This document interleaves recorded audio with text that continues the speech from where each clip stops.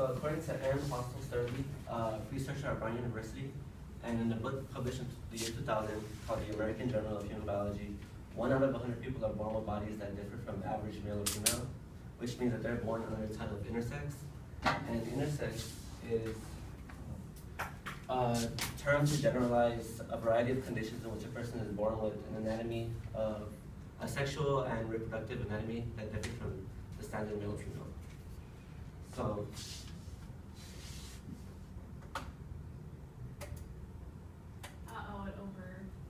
it overheated? Yeah.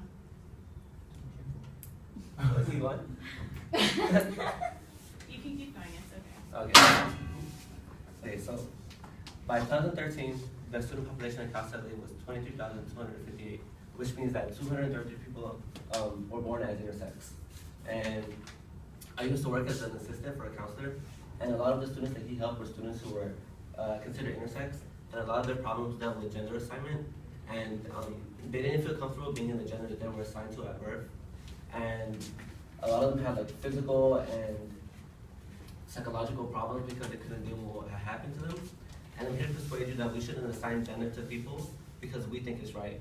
And by presenting you with 3 problems, our society thinking in gender binaries, gender normalization surgery, and the after effects, hopefully it can persuade you to not do that.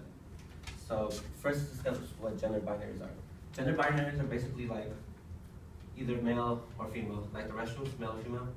And I'm saying that's a big problem in society because if we think like that, let's say like in time, we would think in night and day, and then you wouldn't have mornings, you wouldn't have afternoons, you wouldn't have evenings, you wouldn't have dusk, you wouldn't have dawn, you wouldn't have happy hour, you wouldn't have none of that because all you think is night and day. And so as in colors too, like you can think black and white, and you wouldn't have the rest of the colors in the rainbow. And according to ISNA in an article titled "What is Intersex?" published in 2008, gender shouldn't be viewed as something as black and white because there's so many more genders out there, as it should be viewed as the color spectrum. So now that I've discussed with you that why we shouldn't think in gender binaries, I'm going to now talk about gender normalization surgery. And so infants who are born as intersex, a lot of the parents, well most of the parents, make them undergo surgery called gender normalization. And according to Anne Tamar Metis, a researcher at Berkeley, in an article published in 2006 by Berkeley School of Gender Law and Justice, a psychiatrist named Jack Money, he was the first to perform this surgery called gender normalization on a man, well, on a baby, named Bruce Reimer, and his penis was accidentally cut off during circumcision. So he seen this as an opportunity because he thought that gender was something that was a social construct.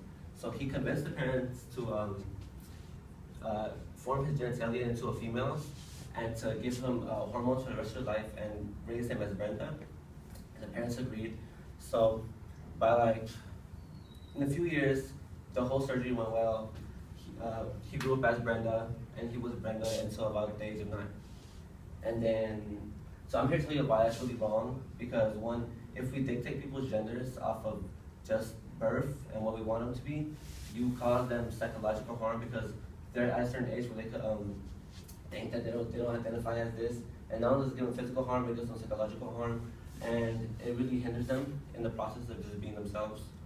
And a lot of parents do that because they're afraid of people knowing that their child was born either male or female, because there's a giant stigma about that. And I think that a lot of people are very intersex phobia, and they have a phobia, and they're really scared of the whole concept of being different.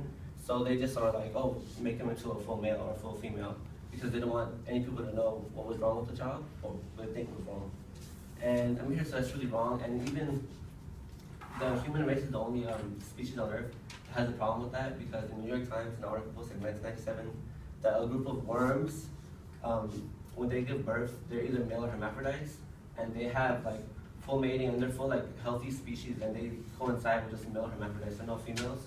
So why is it that a group of worms are able to live peacefully in not gender like rules, and humans can't? Now that I spoke to you about gender normalization surgery, I'm going to speak to you about the after effects.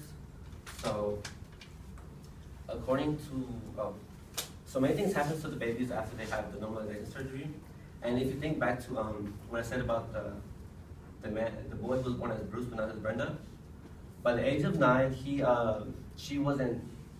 didn't like that she was Brenda, and she could tell that something was wrong, and she had found out that she was actually born a man. So then she changed her gender expression to male, and she changed her name to Brenda, David. So as David grew up, and he got married and stuff to a female, and him and many other intersex people, they rallied together to get Jack Money arrested, because not only were their genitals scarred, they can't feel sexual pleasure, they fall into deep depression, and they can't form relationships. Like, he was one of the very lucky ones that was only one to form a relationship with another person. And then, so basically, in the year 2004, he fell into a really deep depression, he committed suicide. And I'm trying to tell you that not only did gender normalization cause all this, but people actually die because they are not happy with the gender they're assigned to. And according to Amanda Schaffer, social media editor in August 2012 for Slate, in the 1990s, women who were pregnant with females, a lot of them, well, most of them kind of had the possibility of having a baby that was intersex, and they were given the option to take a pill, and the pill was going to make the girl stay female. And knowing the risks were they could have high blood pressure, they could have inability to deal with stress, and they could have depression, they didn't care. They would rather have their daughter be a female and have all these diseases that could potentially lead to death and have a child be as intersex. And I think that says a lot about the human race, that we would rather have our child basically dead than intersex. And in closing, I'm here to persuade you that we shouldn't assign gender on people, like in gender assignment or taking these pills or gender normalization, because it causes harm. And like I spoke about gender normality, gender binaries, and the normalization surgery and the after effects, that it causes harm. And in closing, I want you guys all to close your eyes. So I want you guys to think that you just woke up from a really great nap, and you look into a mirror, and you're basically bald, half of your face is burned off, you have an eyeball dripping down to your chin, and this is how you have to live for the rest of your life. And you walk outside, and your next door neighbors are all looking at you, and you're looking disgust, and they all hate you. They're like, ew, what's wrong with you?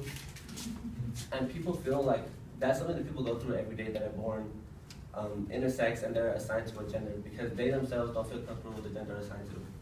And that's what it feels like being intersex.